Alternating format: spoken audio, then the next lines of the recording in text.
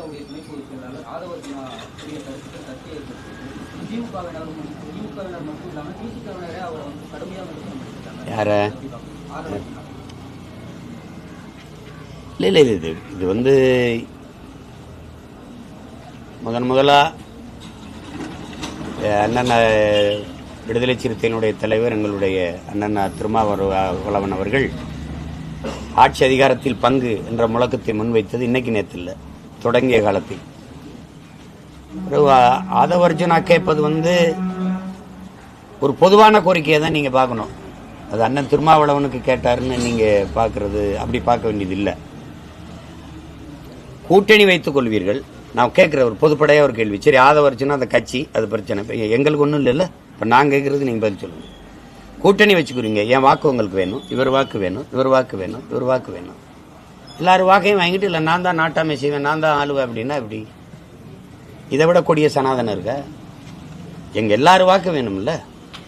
எல்லாருமே கட்சி ஆரம்பிச்சது அவரவர் அதிகாரத்தில் பங்கெடுக்கணும் தான். தம்பி உங்ககிட்ட தான் சொல்றேன், கட்சி அதிகாரத்தில் பங்கெடுக்கணும், ஆட்சி அதிகாரத்துக்கு வரணும் தான். நாங்க கட்சி ஆரம்பிக்கிறது இவரை முதலமைச்சர் ஆக்குறதுக்கு, இவரை துணை முதலமைச்சர் ஆக்குறதுக்குன்னு இல்லை. இல்ல, எல்லாருக்கும் ஒரு கனவு இருந்தது, ஒரு இலக்கு இருந்ததுல. அந்த இலக்கு அவங்க என்ன செய்வாங்க, எங்கள் ஆதரவில் நீங்க வெல்றீங்க அப்படின்னா எங்களுக்கு பங்கு தாங்க. இது தர முடியாது, ஏற்கிறோம். ஆனால் நீங்க இந்திய ஒன்றிய அமைச்சரவையில் 18 ஆண்டுகள் தொடர்ச்சியா பங்கேற்றது ஏன்? நாங்க கொத்து கொத்தா செத்து விழுகும்போது அங்க போய் நின்று எங்களுக்கு எந்த இலாக்கான்னு கேட்டு வாங்கி நீங்க வந்தீங்களா இல்லையா? எல்லா கட்சிகளின் வாக்கையும் வாங்கிட்டு நீங்க மட்டும் மந்திரி சபையில் இடம்பெற்று வந்தது எப்படி? அன்னைக்கு விடுதலை சிறுத்தையில் வாக்கு இருந்தது, அன்னைக்கு எல்லாருடைய வாக்கும் இருந்ததுல. அப்ப போய் நீங்க மத்திய அமைச்சரவையில் பங்கேற்க முடியுது, அதை கேட்டு பெற தெரியுது. இங்க அதே போலதானே இங்க நீங்க கேட்போம். அதானே ஜனநாயகம். அல்ல இந்திய ஒன்றிய அரசுக்கு ஒண்ணு இங்கே ஒண்ணுன்னா அப்ப அது என்ன சரியான சமமான இருங்க. அது சரியா இல்ல? உங்க வாக்கு எல்லாம் வேண்டாம், நாங்களே தான் ஆளுவோம், எங்க கட்சிக்காரங்க தான் எல்லா இலாக்காக்களையும் அதிகாரத்தை செலுத்துவாங்க அப்படின்னா நீங்க தனிச்சு நில்லுங்க. எங்களை போல தனிச்சு நிக்கிறேன். 1 விழுக்காடு 2 விழுக்காடு 3 விழுக்காடு ஒண்ணும் இல்ல, முட்டைனா கூட நீ தனிச்சு நின்று காட்டு. என்னோட வலிமை, என்னோட வாக்கு, என்னோட ஆட்சி நடக்கணும் தான் இந்த மக்கள் எனக்கு வாக்கு தந்திருக்காங்க அப்படின்னு நீங்க சொல்லி அதிகாரத்துக்கு வரும்போது யாரு கேட்க போறா? நீங்க தனிச்சு நின்று வெல்லுங்க, அப்புறம் வந்து சொல்லுங்க. இல்லைன்னா எல்லாருடைய வாக்கையும் வாங்கி வலிமை பெற்று அதிகாரத்துக்கு வரும்போது பங்கு கொடுங்கன்னு கேட்கறது ஆதவர்ஜுனா பேசுறாரு, எங்க அண்ணன் திருமாவளவன் பேசுறாருன்னு இல்லை. பொதுவான கருத்து இதுதான் சரியா இருக்கும்னு நம்ம சொல்றோம். அதுல என்ன உங்களுக்கு பிரச்சனை? அதுல ஏற்கலையில யார்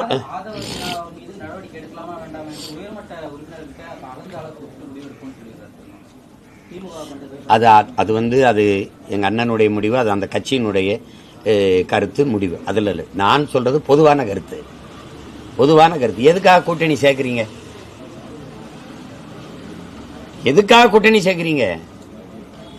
நீங்க நினைக்கிறத ஆட்சி செய்ய நினைக்கிறீங்களா? இப்ப நாங்க வந்து எனக்கு வந்து ஒரு கொள்கை இருக்கு, ஒரு கோட்பாடு இருக்குது. இந்த இந்திய திராவிட அரசியல் இருந்து மாற்ற ஒரு அரசியலை வைக்கணும்னு நினைக்கிறோம்.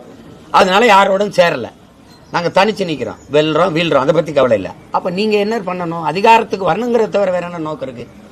அதிகாரம்னா உன்னுடைய தனித்துண்மை வச்சு நீ உன்னுடைய கோட்பாடை சொல்லி, கொள்கையை சொல்லி, ஆட்சியின் சாதனையை சொல்லி வென்று வா. ஆட்சியில பங்கு கேட்டா அப்ப சொல்லு. எல்லாரும் வாக்கும் வேணும், அதிகாரத்தில் பங்கு தர மாட்டேன்னு சொல்றது சரியான ஜனநாயகம் இல்லை. நீங்க வந்து அது இல்ல, அது ஒரு என்ன சொல்றது, அது ஒரு கூட்டணி வைக்கிறதா ஜனநாயகம்னா, கூட்டணி வைக்கிறதுனால ஒவ்வொரு தலைவர்களும் கட்சியும் தன்னுடைய கோட்பாட்டை விட்டு நகருது, தன்னுடைய தனித்தன்மை இழக்குது. உண்மையிலே மது ஒழிக்கணும்னு எங்க அண்ணன் நினைக்கிறாரு, உண்மையிலே எங்க மது ஒழிக்கணும் எங்க ஐயா நினைக்கிறாரு. யாரு? பாமக தலைவர் எங்க ஐயா நினைக்கிறார். ஆனால் அது அந்த கருத்தை ஆழமா வலியுறுத்த முடியாத காரணம் இந்த கூட்டணி கோட்பாடு தான். பொருளாதார அடிப்படை இடஒதுக்கீடு, முன்னேறிய வகுப்பினருக்கு இடஒதுக்கீடு வந்து உளச்சான்றோட எங்க ஐயா ஆதரிச்சாருன்னு நினைக்கிறீங்களா? இல்ல, வழி இல்லை. ஏன்னா அவரே சொல்றாரு கூட்டணியில் இருக்கோம், நாங்க என்ன செய்யறதுன்ட்டு. அப்ப ஒரு தனித்துவத்தை ஒரு கட்சி தன்னுடைய கோட்பாட்டை விட்டு நகர வேண்டியது இருக்குது. அவ்வளவு பெரிய இழப்பை சந்திக்கும் போது நீ அதிகாரத்தில் பங்கு தர மாட்டேங்கிற எப்படி? அது சரியில்லை. நீங்க ஆதவர்ஜுன் கருத்துன்னு சொல்லாதீங்க, பெரும்பாலான மக்களின் கருத்தே அதுதான்.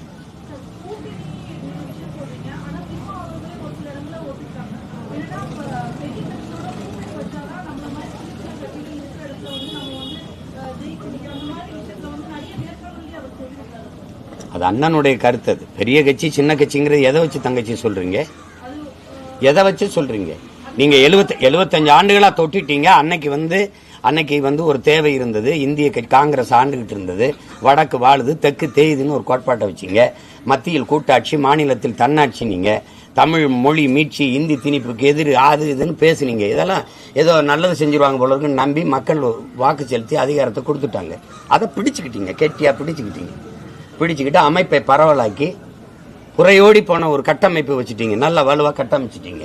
நீங்க பெரிய சிங்காத சிங்கம். வாக்கு காசு கொடுக்காம வெல்ல முடியலையே, வென்று காட்டுங்க.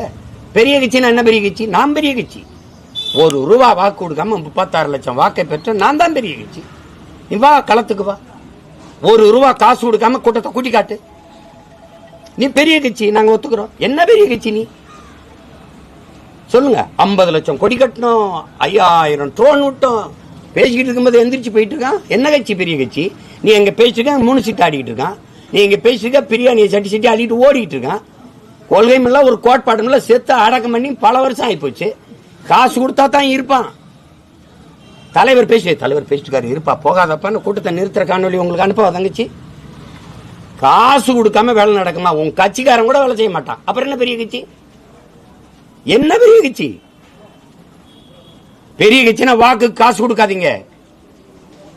காசு கொடுக்காம வாக்க பெற்றுங்க. நாங்கள் கடந்த காலத்தில் செய்த ஆட்சியின் சாதனையை சொல்லி வாக்கு கேட்க போறோம்னு. ₹1000 எதுக்கு? தமிழ் மகனுக்கு ₹1000 17 மாசம் தேர்தல் இருக்கும்போது இப்ப கொடுக்குறீங்க. ஒரு வாக்குக்கு ₹17,000. அதானே? இல்ல உண்மையிலேயே எங்க மேல அக்கறைன்னா நான் நேற்று தான் படிக்க போறோமா? இதுவரைக்கும் நாங்க படிக்க போகல. இதுவரைக்கும் வசதியா இருந்து இப்பதான் ஏழை ஆகிட்டோமா? வாக்கை பறிக்க உனக்கு நுட்பம் தெரியல. அதனால குடும்ப தலைவிக்கு 1000 கொடுக்குறேன். படிக்க போற புரட்சி பெண் என்ன? புரட்சிக்கு என்ன ஒரு புரட்சி பெண்? புரட்சினா என்ன சொல்? புரட்சினா ₹1000 கையேந்துறது புரட்சி. கல்விக்காண்டினா தங்கச்சி, கல்விக்காண்டினா தரமான கல்வியை, எல்லோருக்கும் சமமான சரியான கல்வியை கிடைக்கும்படி செய்யறதா அது புரட்சி. அதுதான் சரியா கல்விக்காக செய்யறது. எத்தனை ஆயிரம் பள்ளிக்கூடங்கள் மூடப்படுகிறது, எத்தனை ஆயிரம் ஆசிரியர்கள் வீதியில் நிற்கிறான், எத்தனை ஆயிரம் தற்காலிக பணியாளர்களா இருக்காங்க, நிரந்தர பணியாளர்களா இல்லாம ஓய்வூதியம் பெற முடியாம. கல்விக்கு நீங்க கொடுத்த முக்கியத்துவம் என்ன? முன்னுரிமை என்ன? எங்க இருக்குது? கல்வி ஒரு வியாபார பொருள் தங்கச்சி. மனச்சான்றோட பேசுங்க. கல்வி காசு அதிகமா இருக்கிறவன் நல்ல கல்வியை பெற்றுக்கொள்ளலாம். இல்லைன்னா அதே பேச்சுக்கதை, அதே பேசி கூட கூடாது தம்பி. அவனோட ஒப்பீடு, இவனோட ஒப்பீடுன்னு. மற்ற மாநில மண்ணல்ல நீ என்னத்துக்கல்ன? மற்ற மாநில மணலை நோர்க்கல, மலையை நோர்க்கல, நீ நோர்க்கிற? ஏன் நோர்க்கிற? நிதிஷ்குமார் கல்தாரம் குடிச்சவனுக்கு அதெல்லாம் காசு கொடுக்க முடியாது. குடிக்காதன்னு சொல்ற, நீ கொல்படுத்து போய் குடிச்சா நான் ஏன் காசு கொடுக்கணும்னாரு. நீ ஏன் கொடுத்த? கேரளாவில் மணலில் தடை இருக்குல்ல, மலையனூருக்கு தடை இருக்குல்ல, நீ எதுக்கு அள்ளி வித்தா, நீ எதுக்கு வெட்ட அனுமதிச்ச? எல்லாத்துக்கும் அவன சொல்றது. இந்தியானா அமெரிக்காவை பாருங்க. அமெரிக்காவில் இருக்கிற கல்வி, அமெரிக்காவில் இருக்க குடிநீர் விநியோகம், மின்சாரம், சாலை போடுதல், பராமரித்தல், அவனுடைய மருத்துவ கட்டமைப்பு அது உன்கிட்ட இருக்கா? தொட்டதுக்குலாம் அவனை பாரு இவனை பாரு அப்படின்னா, எங்க அப்பா ஏன் குடிக்கிறாருன்னா அடுத்த வீட்டுக்கார அப்பனும் குடிக்கிறான் அப்படின்னு எங்க அம்மா சொன்னா நீ ஏற்பியா? தம்பி, 81 விழுக்காடு நிலக்கரி, 81 விழுக்காடு நிலக்கரி இந்திய பெருநிலத்தில் என் நிலத்தில் தான் இருக்கு.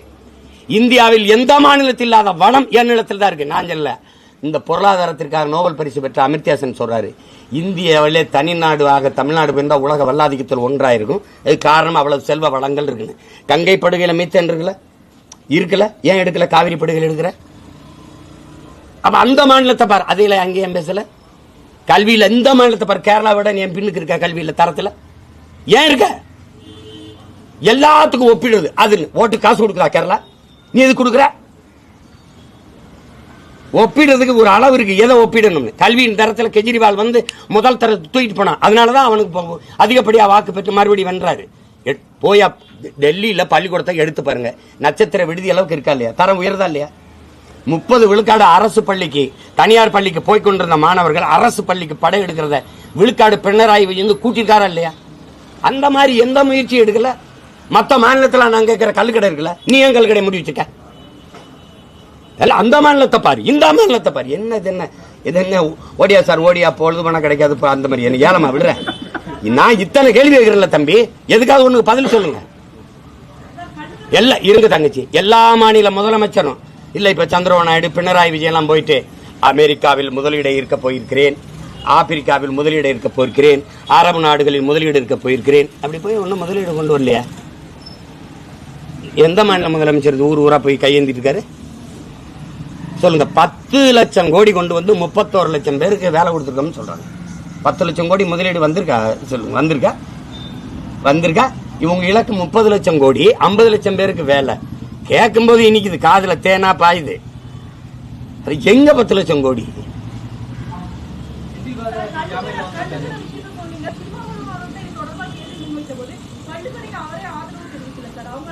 அது எங்க அண்ணனோட கருத்து. அரசியலமைப்பே சொல்லுது கல்லு உணவின் ஒரு பகுதின்னு. எங்க தமிழருடைய தொன்மத்துல சங்க காலங்கள்ல இருந்து எங்களுக்கு கல் இருக்கு. கல் இங்க பாருங்க தங்கச்சி, கல் உண்ணாமைன்னு எங்க பாட்டனார் பாடி இருக்கலாம். நாங்க கல்லுங்கிற சொல்ல தூக்குறோம். பனம்பால், தென்னம்பால், மூலிகை சேரும் திறக்கிறோம். கல்லு குடிச்சு செத்தவனை சொல்லுங்க தங்கச்சி, சொத்தம்பட்டை வித்தவனை சொல்லுங்க, நாங்க மூடிடுறோம். உலகத்துல எல்லா தேசிய இனங்களுக்கும் ஒரு மது இருக்கா இல்லையா தம்பி? இருக்குல்ல. தேசிய குடிபானம் மதுபானம் இருக்கு. ரஷ்யானா ஓட்கா இருக்குது, மற்ற நாடுனா சாம்பன் இருக்குது, ஒயின் இருக்குது, எல்லா நாட்டுக்கும் ரம் இருக்கு, ஜின் இருக்கு. ஒவ்வொரு நாடும் ஒரு மது வச்சிருக்கு. அது மாதிரி என் தேசிய இனத்திற்கு ஒரு மது இருக்கு. அவையும் அதிகமானும் கல்லுண்டு உண்டு பேசிக் கொண்டிருந்தார்கள். எத்தனை பாடல்கள் இருக்கு, எவ்வளவு இருக்கு? அதான் அண்ணனுடைய பார்வை.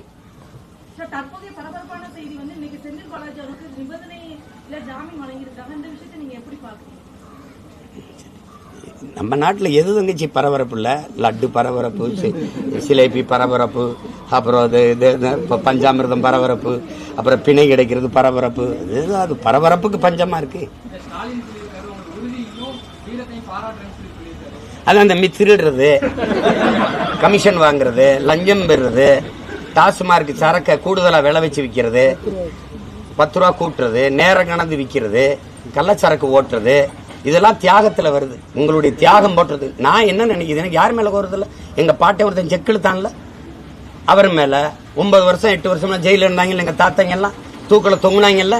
இவங்க அது இதுக்கெல்லாம் பேர் தியாகம்னா அதுக்கு பேர் என்ன தம்பி சொல்றது? அதுக்கு பேர் என்ன சொல்றது? இந்த நாட்டுல மண்ணெல்லி விற்கிறது, மலை குடைஞ்சி விற்கிறது, இந்த என்ன செய்யறது, இந்த மாதிரி சாராயம் காய்ச்சறது, இது பண்றது, இதெல்லாம் தியாகத்துல வருது. வீரதீர செயல்களே பெருமை மிக்க செயல்ல வருது. இந்த வழக்கை உங்ககிட்ட கேட்கிற அண்ணன் மனச்சான்றோட பதில் சொல்லணும். இந்த வழக்க போட்டது யார்? திமுக. நல்லா தெரியுதுல்ல, உள்ள வச்சது யார்? சிரிக்காது. அதிமுக ஆட்சியில நீங்க அவர் மேல வழக்கில் தான் உள்ள போயிட்டு வந்திருக்கிறாரு. உள்ள போங்க அப்புறம் வாங்க. இது என்னது? நீங்க அனுப்புனது நீங்க தான். இப்ப வருக உங்க தீர செயல், வீர செயல் உங்க கட்சியில இருந்தா வீர தீர தியாகம் ஆயிரும், அடுத்த கட்சியில இருந்தா அது ஊழல் குற்றச்சாட்டாயிரும். இதே ஐயா கரூர்ல பேசினது இருக்கு. கட்ட கேட்டுக்கு இவர் முதலமைச்சர் வேட்பாளர் பட்டியலே இருக்கிறார். இந்த செந்தில் பாலாஜி செய்த ஊழல் தெரியுமா? அனுப்பிட்டா தம்பி உங்களுக்கு பகிரில ஐயா பேசுனது. திருப்பி கட்சியில் உங்களை மாதிரி ஒருவருக்காக தான் காத்திருந்தோம், அங்க செய்த திருட்டை இங்க வந்து செய்யுங்கள். அதுதான் ஏன்னா நல்ல திருடன். இதுல என்ன நீங்க எல்லாம் சொல்லணும். இதை நீங்க அண்ணனே பேச வச்சுக்கிட்டு இருக்கிறீங்க. இந்த கொடுமையெல்லாம் வந்த உடனே அதுல பாருங்க, அவர் அமைச்சராவதில் எந்த தடையும் இல்லை என்று அமைச்சர் ஆக்குவாங்க. யார் அதிகமா வசூலிச்சு கொடுக்க கப்பம் கட்டுறாங்களோ அவன் நல்ல அமைச்சர். அவ்வளவுதான்.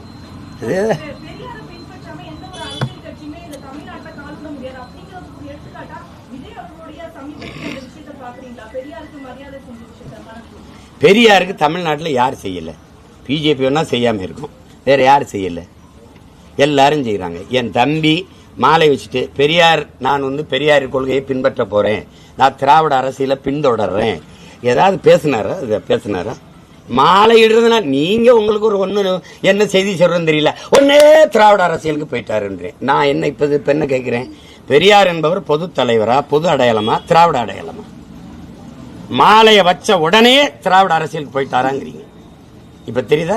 பெரியார் தமிழருக்கான அடையாளமோ குறியீடோ, தமிழ் தேசிய இனத்திற்கான அந்த தமிழ் தேசிய அரசியலுக்கான தலைமையோ குறியீடோ இல்ல. நீங்களே சொல்றீங்க. அது அவர் பெரியாருக்கு போயிட்டார், அப்ப திராவிட அரசியலுக்கு வந்துட்டார். அது திராவிட அரசியல், திராவிட அரசியலின் குறியீடு. அதுக்கு 2 நாளைக்கு முன்னாடி ஒன்று இருந்தது. என்னது? தனித்தமிழ் அடிகளார், மறைமலை அடிகளினுடைய நினைவு வந்துச்சு. தமிழ் தென்றல், அது தனித்தமிழ் அடிகள், இவர் தமிழ் தென்றல் திருவிக்கா அவருடைய நினைவு வந்துச்சு. அதுக்கு இவ்வளவு பரபரப்போ மரியாதை இல்லை. அதுக்கப்புறம் எங்க தாத்தா ரெட்டமலை சீனிவாசன் நினைவு வந்தது, அதுக்கு இவ்வளவு பரபரப்போ மாலை இடுதலோ மரியாதை இல்லை. இது ஏன்னா எங்க அடையாளம் உங்களுக்கு தெரியுதா? இது தமிழ் அடையாளம், தூய தமிழர் அடையாளம். நீ நிராகரிக்கிற, உன்னுடைய திராவிட குறியீட தூக்கி தள்ளுற. அதை ஒரு தடவை என் தம்பி சொல்றாரான்னு பாருங்க. 27 அல்லது அதுக்கப்புறம் கட்சி அக்டோபர் 27 கட்சி ஆரம்பிக்கிறாரு. அதுக்கப்புறம் இல்ல நான் திராவிட அரசியல் பண்றேன். பெரியாருக்கு நாங்க கூட தான் மரியாதை செய்யறோம். பெரியாரோட கோட்பாட்டை எடுக்கிறோம். பெரியார் எங்கள் வழிகாட்டி, அண்ணல் அம்பேத்கர் அறிவாசான் அவர் எங்கள் வழிகாட்டி, மார்க்ஸ் எங்கள் வழிகாட்டி. கோட்பாட்டில் ஒரு வழி இருக்கிற தங்கச்சி. மார்க்ஸை நான் என்னுடைய ஆசானா ஏற்கிறதுக்கும் தலைவனா இருக்கிறதுக்கும் வித்தியாசம் இருக்கு. எனக்கு தலைவன் ஜீவானந்தம், சிங்காரவேலர், எங்களுடைய அப்பன் நல்லகண்ணு, இவன் தான் என் தலைவன். நான் எதுக்கு போய் அவரே இருக்கணும்? பெரியாரு நான் வழிகாட்டியா இருக்கிறேன். தலைவனா என் தலைவன் பிரபாரனா தான் ஏற்பேன். ஏன்னா தகப்பன் பத்தவனா இருக்கணும், தலைவன் ரத்தவனா இருக்கணும். இது எங்க கோட்பாடு. ஆனால் அம்பேத்கரை நான் ஆசானா ஏற்கிறேன், வழிகாட்டியா ஏற்கிறேன், அறிவு ஆசானா ஏற்கிறேன். ஆனால் தலைவனா என் பாட்டன் அயோத்திதாசனி, என் தாத்தன் ரெட்டமலை சீனிவாசனி, MC ராஜாவையும் தான் நான் ஏற்பேன். எங்க அண்ணன் திருமாவளவனா தான் ஏற்பேன். எனக்குள்ள இருந்தா நீ எடுக்கணும். நீ அங்க போய் கூட்டிக்கிட்டாதான் தங்க அதெல்லாம் தகப்பனையும் தலைவனையும் கடன் வாங்க முடியாது தங்கச்சி. அது வந்து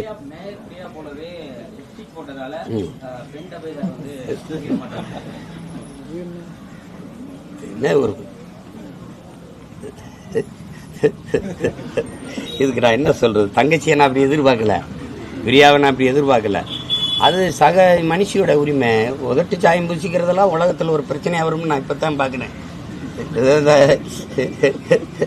இது ஒரு சாதாரண ஒரு இது. அதுக்கு போய் பணியிட மாற்றம்லாம் செய்வதை முற்போக்காளர்கள் தான் பேசணும், பெண்ணிய உரிமை பேசினவங்க தான் பேசணும்.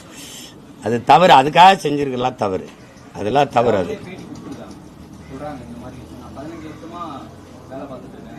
அது நான் பார்த்தேன் கேட்டேன். அது ரொம்ப வலியான செய்தியா தான் இருக்கு. இதுக்கு அண்ணன் என்ன செய்யலாம்னு சொல்லு. வருந்துறேன், அது தவறு, அந்த மாதிரி செஞ்சிடக்கூடாது. அது தங்கச்சி பிரியாவை நான் அப்படி எதிர்பார்க்கல, அது தப்பு. அதனால அதை தன்னோட பணி செய்யறவங்க நல்லா உடை உடுத்திட்டு வரணும், நல்லா இருக்கணும்னு விரும்பணும். அதுதான் நல்ல தலைமை பண்பு. அது இல்லாம நீ சரியில்லை. அது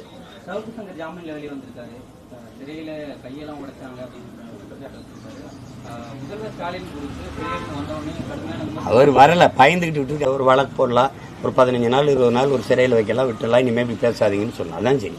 கஞ்சா வச்சிருந்தாரு அப்படின்னு சொல்லிலாம் ஒரு குண்டாசில் திருப்பி போடுறது, அதெல்லாம் உங்களுக்கு தெரியும் எவ்வளோ பழிவாங்கல் நடவடிக்கை. அதை புரிஞ்சு கொண்டு தான் உச்சநீதிமன்றம் வந்து கடுமையாக இவங்க வந்து திருப்பி வழக்கு பெறலைன்னா கடுமையாக கண்டித்து தீர்ப்பு சொல்லியிருப்பாங்க. அது தம்பியை நான் வரவேற்கிறேன்.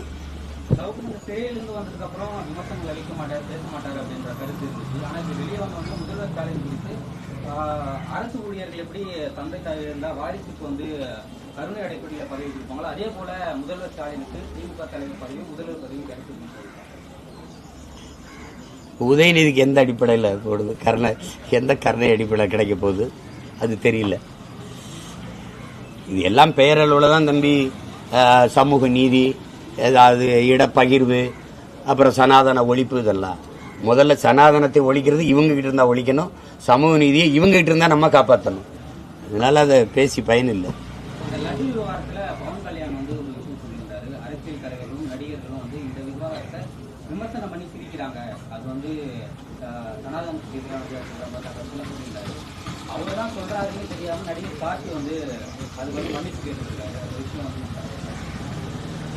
இல்லை எது முதல்ல நம்ம வெளிப்படையாக இத்தனை ஊடகங்களுக்கு முன்னாடி நான் ஒரு மகனாக, நான் இந்த பொது மகனாக கேட்க விரும்புறது, சனாதனம்னா என்ன, சனாதன தர்மம் என்றால் என்ன, யார் விளக்கி எங்களை போன்ற பிள்ளைகளுக்கு புரிய வைக்க தயாராக இருக்கிறீங்க? முதல்ல அதை சொல்லுங்க. சனாதனம்லாம் லட்டுலாம் சனாதனம் இருக்குதுங்கிறதெல்லாம் எப்படி ஏற்கிறது சொல்லுங்க. நீங்கள் கேலி பண்ணி சிரிக்கிறேன்னா இதில் போய் நீங்கள் இவ்வளவு இது காட்டும்போது சிரிப்பாக வருது. இப்போ நான் ஒன்று கேட்குறேன், என் தம்பி கார்த்தி மன்னிப்பு கேட்டதில் எனக்கு வருத்தம் இருக்குது. ஆனால் அவருக்கு என் தம்பி சூர்யாவுக்கு பிரச்சனை இருக்குது. அங்கே படம் வெளியாகுது, அவர் துணை முதல்வராக இருக்காரு. அப்படி ஒரு கருத்தை சொல்லும்போது சரிங்க மன்னிச்சுக்கிறீங்க அப்படி தான் சொல்லணும். இல்லை தெலுங்கு இங்கேயே பல நடிகர்களுக்கு எனக்கு இருக்கிற கோபம், உங்களுக்கு இருக்கிற கோபம், எல்லாருக்கும் இருக்கிற கோபம் இருக்குது. ஆனாலும் அவங்களுக்கு திரையரங்கு யார்கிட்ட இருக்குது? அது எதுக்கு பிரச்சனைன்னு நினைப்பாங்க. எல்லாத்துக்கும் துணிஞ்சு நம்மளை மாதிரி எதுவும் வேணா பயா பார்த்துக்கிறோமேன்னு வந்து நிற்க முடியாது. எல்லாரும் நிற்க முடியாது தம்பி, எல்லாரும் நிற்க முடியாது. இப்போ சிறைக்கு போனதுனால ஃபெலிக்ஸுக்கும் சவுக்கு சங்கருக்கும் எவ்வளோ பெரிய இழப்பு இருக்குது. அந்த குடும்பத்துக்கு யார் அந்த வலையொலி நடந்தால் வருமானம் அது இல்லை. இப்போ என்ன பண்ணுவீங்க? இப்போ அந்த மாதிரி இழப்பை தாங்கக்கூடிய ஆற்றல் இருக்கிறவன் தைரியமாக நிற்பான். இல்லைன்னா என்ன பண்ண முடியும்? பெரும் முதலீடு தம்பி, பல நூறு கோடிகளை முதலீடு செய்யும் போது அதை வாங்கினவங்க அது சார்ந்தவங்க எவ்வளோ பேர் பாதிக்கப்படுவாங்கன்னு போது அவங்க கொஞ்சம் பின்னடை வேண்டியது வருது. அதில் ஒரு குறையை நம்ம சொல்ல முடியுது. ஆனால் நான் கேட்கறது என்னன்னா, இதில் என்ன சனாதனம் வருது, இதில் என்ன பெரிய பிரச்சனை வருதுன்னு கேட்குறேன். நீங்கள் ஒரு லட்டு பிரச்சனை தம்பி. இப்போ நான் வந்து தலைவன், நான் முதலமைச்சர். லட்டு யார்கிட்ட கொடுத்துருக்கு ஒப்பந்தம்? அது கலந்தவன் யாரு? அது கொண்டாடா, அவனை தூக்கி நடவடிக்கை எடுத்து உள்ள போடு. இனிமேல் கலக்காத, வேற ஆளுக்கு ஒப்பந்தம் கொடு. இவ்வளோ தானே தம்பி. ஒரு நிமிஷத்தில் முடிஞ்சிருச்சா? ஒரு நிமிஷத்தில் முடிஞ்சு. இதானே நிர்வாகம். இந்த பாருங்க, சென்னையில் ஒரு போக்குவரத்து இதில் பேருந்தில் போன மாணவரை ஒரு நடத்துனர் அடிச்சு விட்டார். பெருந்தலைவர் காமராஜர் முதலமைச்சர். இதை கேட்டுக்கிறீங்க, இது எப்படி கையாளணும்னு பாருங்க. இந்த மாதிரி வந்தவொடனே வண்டி எடுத்துக்கு நேரம் போயிடுறாரு. மாணவர்கள்லாம் வீதியில் இறங்கி போராடிட்டு இருக்காங்க. என்னவும் பிரச்சனை என்ன? இவர் அடிச்சு விட்டாரு, அவர் என்ன செய்யலாம்ன்றேன், அவரை எங்கேயாவது வேலையை விட்டு தூக்கிடுங்க அப்படின்ற. சரி, இந்த டிஸ்மிஸ் போ, வேலையில் இல்லை, நீ படிக்கிற பிள்ளை, நீ இதுக்கு போராடி இருக்க, போய் படிக்கப்போ அனுப்பிட்ட. அப்படி அவர் வீட்டுக்கு வந்துடுறாரு. வந்தோடனே என்னங்க நீங்கள் வந்து இப்படி பண்ணிட்டீங்க பாவங்க அப்படின்னு. ஏய், படிக்கிற பிள்ளையோட போய் இவன் சண்டை போட்டுக்கிட்டு இருக்கலாமா? அவன் படிப்பை விட்டு வீதியில் இறங்கி போராடிக்கிட்டு இருக்கான், பைத்துக்கரத்தனா. அவன் கேட்கறது டிஸ்மிஸ், பிரச்சனை முடிஞ்சு வச்சு போயிட்டான். வேணா 2 நாள் விட்டு என்னை வந்து பார்க்க சொல்லு. வந்தோடனே என்ன, ஏன் இப்படி பண்ணுற, உனக்கு அறிவு இருக்கா? படிக்கிற பிள்ளைய சின்ன பிள்ளைகளோட போய் தகராறு பண்ணிட்டு இருக்கலாமா? இந்தா வேற பக்கத்தில் ஓட்டுறவன் கண்ணுக்கு தெரியாமல் எங்கேயாவது போய் வேலை செய்ப்போ, அவ்வளோதான் முடிஞ்சு போச்சு. இதுதானே தலைவனுக்கு அழகு. அதை விட்டு உருட்டிடலாம். இந்த லட்டை உருட்டினதை விட இவங்க உருட்டு இந்தியா முழுமைக்கும் பெரிய உருட்டு. அண்ணன் உனக்கிட்ட நேருக்கு நேராக கேட்குறேன். பால் குடிக்கிற, நெய் ஊற்றி செய்யலாம்ன்ற. பால் எங்கிருந்து வந்தது? நெய் இருந்து வந்தது. கொழுப்பு இங்கிருந்து வந்தது. ஏடா நெய் திம்பா கொழுப்பு தின்னா செத்து போயிருவியா? என்ன உன் பிரச்சனை? இவங்க ஒரு கோட்பாடு வச்சிருக்காங்க தம்பி. இங்க பாரு, நல்ல கவனி. மாட்டு கறி திங்கிறன்னா கீழ் சாதி, பால் குடிக்கிறனா நடுச்சாதி, இடைசாதி, மூத்திரம் குடிக்கவே உயர்ந்த சாதி. உலகத்திலே இந்தியாவில் தான் தம்பி பால் கொட்டப்படுது, நெய் எரிக்கப்படுது, மூத்திரம் குடிக்கப்படுது. அடா மூத்திரம் குடிப்பா, கொழுப்பு என்னது? இதுதான் அதிகப்படியான கொழுப்பு. கோடி பிரச்சனை தம்பி, கோடி பிரச்சனை இருக்கு. அண்ணன் ஒரே நொடியில தீர்க்கேன், ஒரே நொடியில. லட்டு யார்ட்டடா ஒப்பந்தம் கொடுத்தீங்க? ஏன்டா டேய், அவன் நம்பிக்கை இருக்கு, நம்பிக்கையில் எதுக்கு சேர்க்க? எதுக்கு கொழுப்பை போய் சேர்த்த? ஐயோக்கிய பிள்ளைங்க வாடா, அது ரத்து தூக்கி உள்ள தூக்கி போடுறான். அவன் ரத்து பண்ண இருந்ததை இங்க வா, இனிமேல் இந்த லாட்டப்புறம் தூக்கி போடு, புதைச்சி விடு, இல்லை வேற யாருக்காக பண்ணி விடு.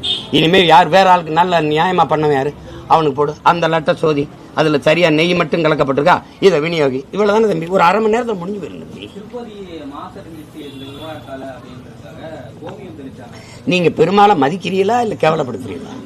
அவர் என்ன தம்பி, ஒரு லட்டுக்கெல்லாம் மாசடைகிறவர், புனிதம் கட்டு போறவர்னா எப்படி தம்பி? என்ன நீங்க சொல்றீங்க? உங்களுக்கு அரசியலுக்கு இதெல்லாமா ஒரு இது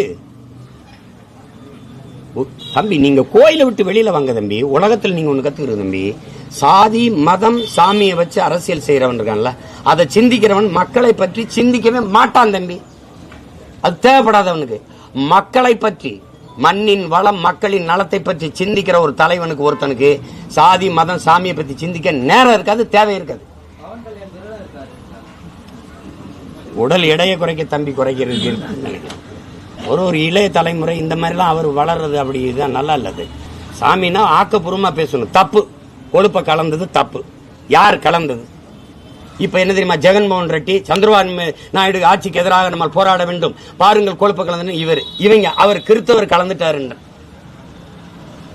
என்ன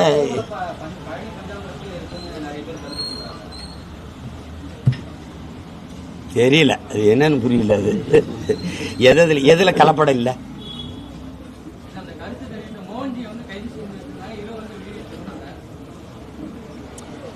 ஒரு கருத்து தான், அது இல்ல நிரூபிக்க வேண்டியதானே. அது இல்ல, திடீர்னு பாருங்க எலி கிடந்துச்சுன்றாங்க, திடீர்னு கரப்பாம்பூச்சி இருந்துச்சுன்றாங்க.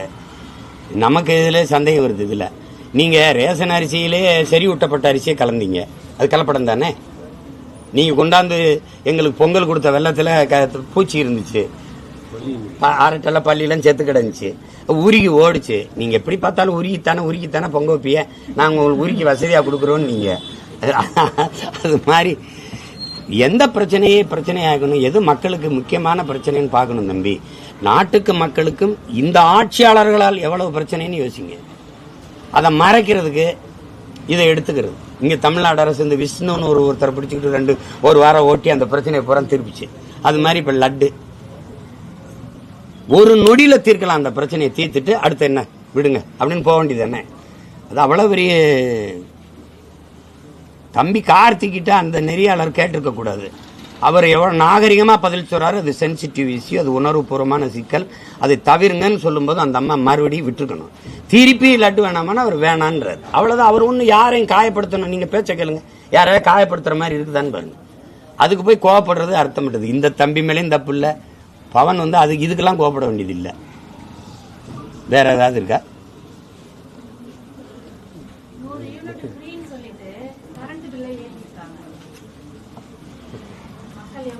அதை ஏத்தினாதான் உங்களுக்கு ஃப்ரீயா கொடுக்க முடியும். தங்கச்சி இதெல்லாம் இதுக்கு எப்படின்னா மாடல். இதெல்லாம் ஒரு மாடல். இதெல்லாம் ஒரு மாடல். சொத்து வரி ஏற்றினது, மின்கட்டண உயர்வு, அத்தியாவசிய பொருள் விலை ஏற்றம், பால் விலை ஏற்றம், அரிசி பருப்பு விலை ஏற்றம்லாம் மக்கள் வாழவே முடியாத சூழலுக்கு தள்ளிட்டு இருக்கு. வெறும் மின்கட்டண உயர்வுன்னு பார்க்க முடியாது தங்கச்சி. அது சார்ந்த சிறு குறு தொழில்கள், உற்பத்தி செய்கிற பொருள்கள் மின் கட்டணத்தை அதிகம் கட்டும்போது அந்த ஒரு கடை மளிகை கடை வச்சிருக்காருன்னா அந்த கடைக்கு வாடகை சொத்து வரி கூடிடுச்சு. அந்த கடையை பயன்படுத்துகிற மின்ஸ் கட்டணம் அது கூடிடுச்சு. அப்படிங்கும்போது அது அரிசி பருப்பு தக்காளி விலையில் அது ஏறிடுது. ஒன்றை சார்ந்து இருக்கிற அமைப்பு இது. அதனால அதை பற்றி அவங்களுக்கு கவலையும் கிடையாது, ஒன்றும் கிடையாது. மின் கட்டண உயர்வுக்கு அதுக்கு ஏதாவது சொல்ல. அப்படி இருந்தும் எங்க மின்சாரம் தடை இல்லாமல் வருதா? உங்களால் நம்ப முடியுதா? எங்க அம்மா அரணையூர்ல எவ்வளவு பயன்படுத்தியிருப்பாங்க மின்சாரம் நினைக்கிறீங்க? 1 லட்ச ரூபா பில் வந்ததுன்னா உங்களால் நம்ப முடியுதா தங்கச்சி? கேட்ட எல்லா வீடுகள்லையும் விலை சிற்றூர்களில் இப்போ நம்மளாவது தங்கச்சி கேட்குறாங்க, நான் பதில் சொல்றேன். சிற்றூர்கள் இருக்கிற மக்களுக்கு யார் குரல், யார் பேசுறது? 5000 10,000 சின்ன சின்ன வீடுகள் 2-3 விளக்கு சின்ன சிம்மிடி விளக்கு வச்சு இந்த முட்டைப்பல் போட்டு எரிக்கிற விலை கண்ணாபின்னான்னு கட்டணும். மகளிர் உதவி தொகை கொடுக்குறது கோடீஸ்வரனுக்கு 1000 ரூபாய் வாங்குறாங்க. டெய்லி கூலிக்கு போனாதான் வழின்றவங்களுக்கு இல்ல, கிடைக்கல. தகுதி இல்லாம இருந்திருக்கும் தங்கச்சி. ஆனா ஓட்டு கேட்கும் போது ஸ்டேஜ்ல அனைத்து மகளிர் உதவி தொகை அனைத்து மக்களுக்கும் கிடைக்கும் மகளிருக்காக அப்படின்னு சொல்றாங்க. ஆனா எங்க ஊர்ல பாத்தீங்கன்னா கோடீஸ்வரன் 30 பேருக்கு வாங்குறாங்க. இப்ப நான் கேட்கும் போது தகுதி வாய்ந்த மகளிருக்கு நாங்க 1000 ரூபாய் கொடுக்குறோன்னு சொல்லியிருந்தா நீங்க தகுதி பார்த்து ஓட்டு போட்டிருப்பீங்க. இவர் வந்தா நல்லா இருக்கும்னு. மொத்தமா 1000 அப்படி ஏமாத்துறதுன்னு ஆயிடுச்சுன்னா எதையாவது சொல்லி ஏமாத்த வேண்டியதானே தங்கச்சி. இப்ப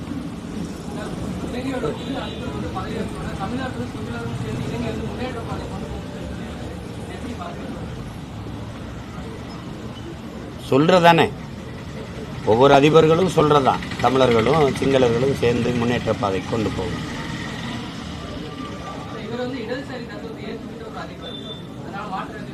இடதுசாரி தத்துவம் என்ன?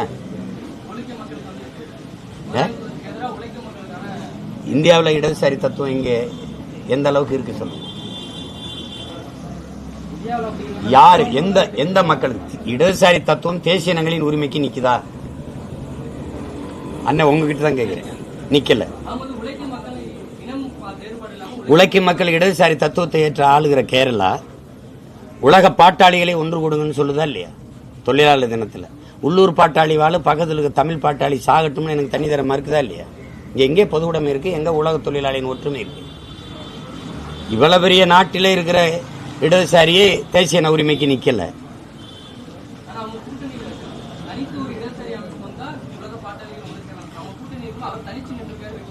வெற்றி பெற்றிருக்காரு. 10 நாள் போட்டு இல்லை 15 நாள் போட்டு 1 மாசம் 6 மாசம் கூட பொறுத்துருங்க, என்ன நடக்குதுன்னு பாருங்க. அந்த இடதுசாரி கோட்பாடு, அந்த அதிகாரம் அந்த நிலத்தில் இருக்கிற எல்லாருக்குமா சிங்களர்களுக்கு மட்டுமாங்கிறத கொஞ்ச நாள்ல தெரிஞ்சிட போகுது. அவ்வளவுதான்.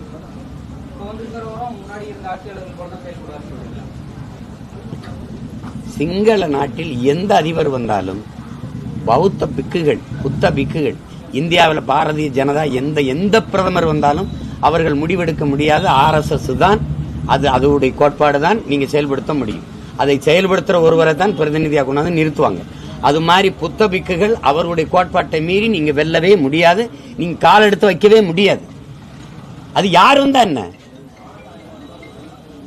என்ன பண்றாரு? தமிழர்களுக்கான உரிமையை நான் கொடுப்பேன், தமிழர் பிரதேசங்கள்ல அங்க இருக்கிற சிங்கள குடியேற்றங்களை தடுப்பேன், அங்க ராணுவமயப்படுத்தப்பட்டிருக்கிறது திரும்ப பெறுவேன், அப்படி ஏதாவது இருக்கா?